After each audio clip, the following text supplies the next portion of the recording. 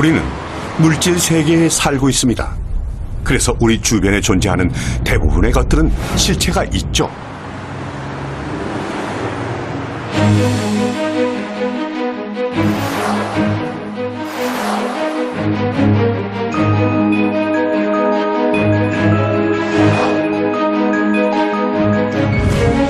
물론 우리 인간도 다양한 모습으로 실체가 있습니다. 그러나 단 한 가지, 우리가 아직 그 실체를 확인하지 못한 것이 있습니다. 바로 죽음이죠. 솔직히 실체를 확인할 엄두도 내지 못한다고 해야겠죠? 인간을 비롯해 생명을 가진 모든 것은 언젠가는 죽음을 맞이하게 됩니다. 물론 지금 TV를 시청하고 있는 당신도 예외는 아니죠. 그런데 그 죽음의 실체를 왜 우리는 알지 못하는 것일까요? I hate to be the bearer of bad news. You will not exist again forever. You will not exist again forever. Well, I'm not sure what the reality is per se, except to note that I'm not sure what the reality is per se, except to note that I know it sucks. I don't know if that can be translated into Korean or not. I know it sucks. 지금까지 그 실체를 알지 못해서, 아니 알 수 없어서 더욱 두려웠던 죽음. 오늘 EBS 다큐프라임 생사탐구 대기획 데스에서는 그동안 눈으로 확인할 수 없었던 죽음의 실체를 쫓아가 보도록 하겠습니다.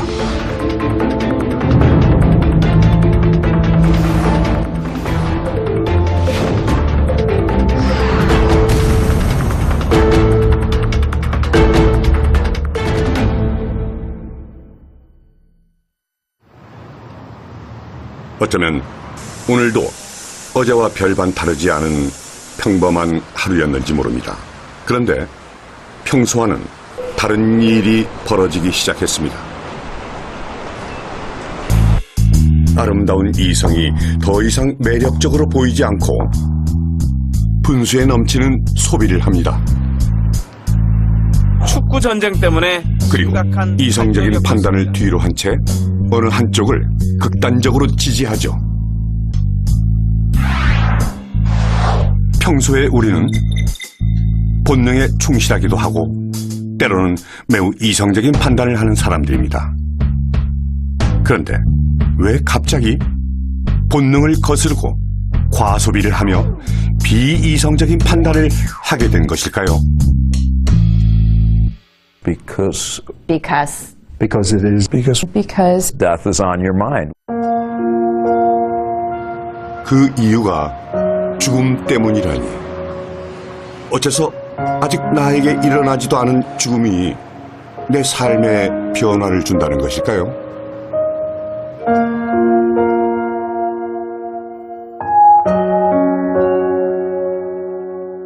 죽음이 어떻게 우리 삶에 영향을 미치는지 살펴보기 전에 먼저 죽음이란 무엇인지부터 알아야겠습니다. 죽음이란 무엇일까요?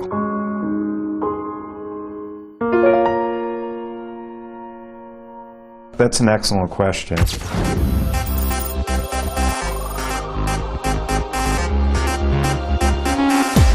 That's an excellent question, and it varies depending on the situation.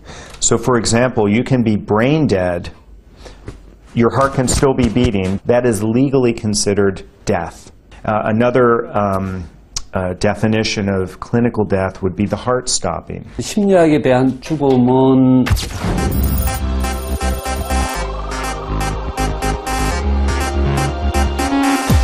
심리학에 대한 죽음은 사실은 그 죽음에 대해서 어떻게 생각하고 어떻게 느끼느냐. 그러니까 이제 이런 심리적인 측면, 거기에 초점을 둡니다. Death, when your death comes,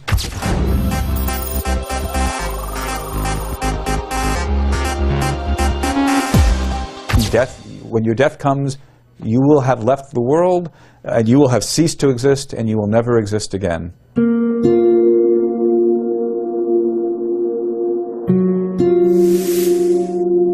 죽음에 대한 정의는 의학, 심리학, 철학, 종교 등 각 분야에 따라 조금씩 다릅니다.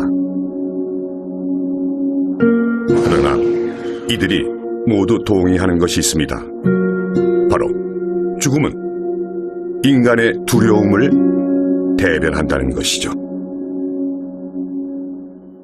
Most people, at least many people, are afraid of death. 사실은 그 죽음이 우리 인간 공포의 근원에 있다. 특히 인간의 어떤 심리적인 문제, 불안, 공포의 기저에 죽음이 있다. 이렇게 이제 보고 있습니다. 그럼 한번 생각해 볼까요? 여러분, 죽음이 두려우신가요?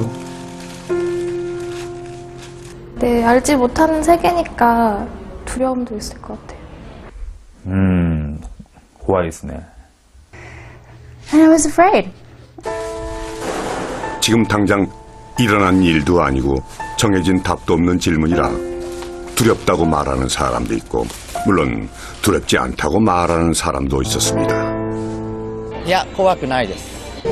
I suppose it's useless being afraid. 저는 딱히 죽음이 두렵지 않아요. 아직 죽음을 생각하기에는 좀 너무 이른 것 같아요. I think that comfort kind of makes me not scared of it though, the way that maybe because I'm young. 정말 두렵지 않을까요? 한번 상상해보죠. 당신은 눈을 가리고 의자에 앉아 있습니다.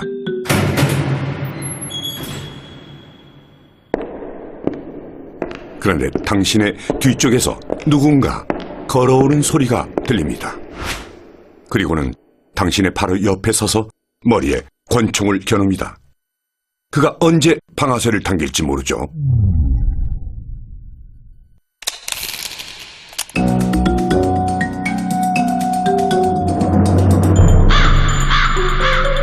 죽음이 당신 코앞으로 다가왔습니다. 어떤가요? 이런 상황에서도 죽음이 두렵지 않다고 말할 수 있을까요? But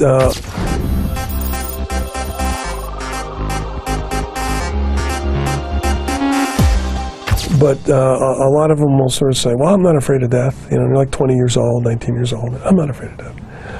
But it's silly. If somebody puts a gun to your head and, you know, cocks it back, you're not going to get scared? Of course you are. So we're all afraid of death.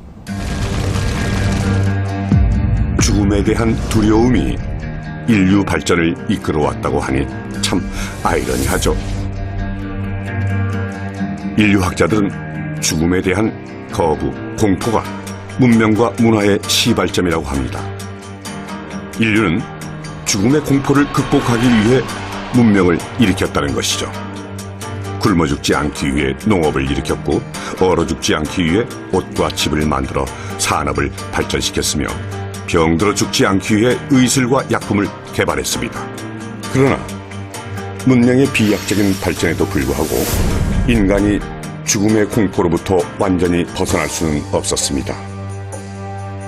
그래서 인간은 영원히 살고자 하는 욕망을 담아 자신들만의 문화를 발전시킨 겁니다. 미국의 문화 인류학자 어니스트 베커는 인간의 문화가 죽음에 대한 부정에서부터 시작됐다고 말한 최초의 전문가입니다. When you're aware of the fact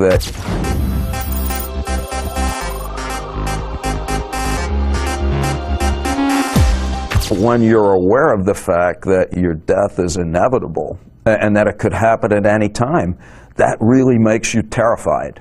And had to come up with some way to manage the terror that's produced by the awareness of death. And what we propose is that, but quite unconsciously, is to develop what the anthropologists call culture. And it's based on the ideas of a cultural anthropologist named Ernest Becker.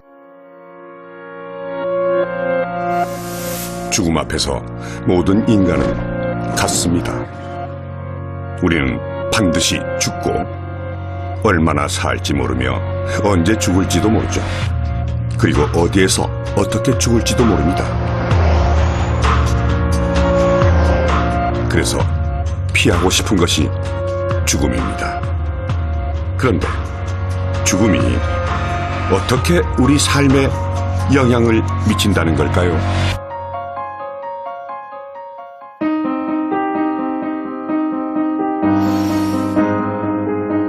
우리 인간은 태어날 때부터 생의 본능과 죽음의 본능을 지닙니다.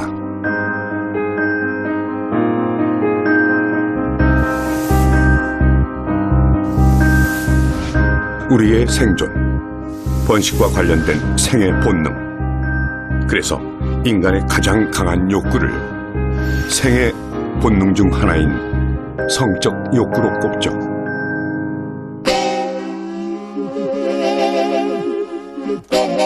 이렇게 아름답고 섹시한 이성이 나타나면 좀 만족스러웠습니다.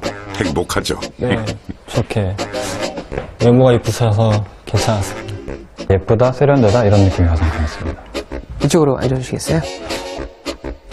그런데 어떤 때는 불편합니다. 좀 민망했죠. 예, 어디에 눈을 둬야 될지 모르고 있고. 처음 만났는데 너무 옷차림이 조금 좀 아닌 것 같았습니다. 네. 그냥 조금 좀 민망한 것 같기도 하고 좀 어색한 것 같아요. 한 여성을 두고 왜 어떤 이들은 행복해하고 또 어떤 이들은 불편해하는 걸까요? 궁금하시죠? 이미 짐작하신 분들도 계시겠지만 답은 이 실험 안에 있습니다. 지금부터 실험에 주목하십시오. 먼저 20대 남자 20명을 각각 10명씩 A와 B 두 그룹으로 나눕니다. 남자 참가자들은 대기실에서 오늘 실험에 대한 설명을 듣는데요. 첫인상 테스트 실험이고요. 첫인상 테스트예요. 첫인상에 대한 실험인 줄 알고 있는 참가자들은 실험에 흥미를 보입니다. 본격적인 실험은 이곳에서부터 시작됩니다. 남자가 먼저 들어와 자리에 앉으면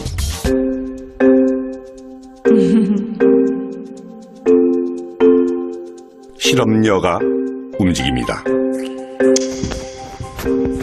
여기 앉으면 돼. 네, 여기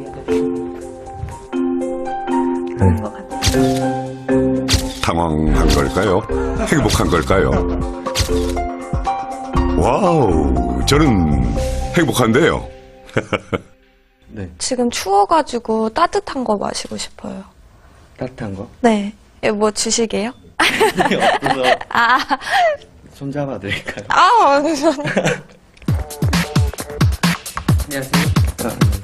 짧은 대화를 나눈 이들은 실험방을 나와 따로 준비된 설문방으로 향합니다. 네, 알겠습니다.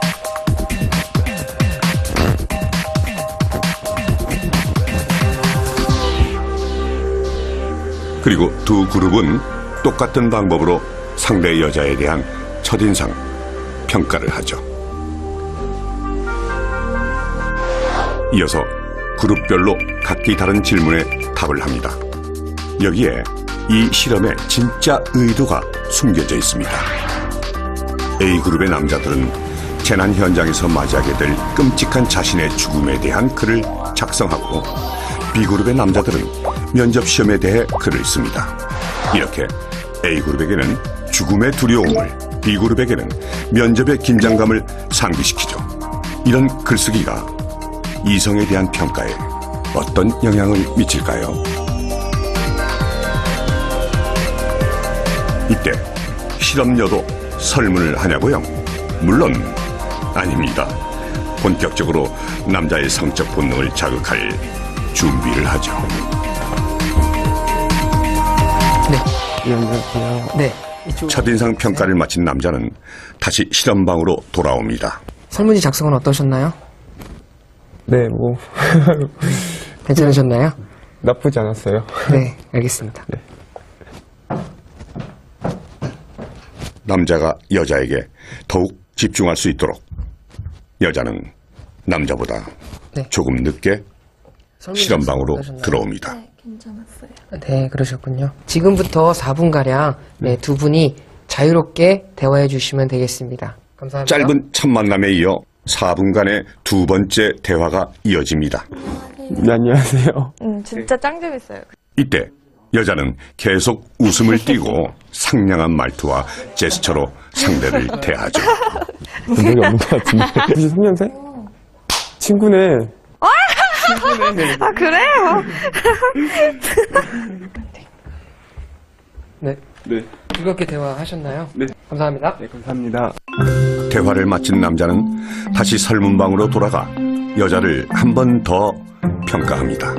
재난 현장에서 맞이하게 될 자신의 죽음에 대한 글쓰기를 한 A그룹 남자들의 평가는 처음과 어떻게 달라졌을까요?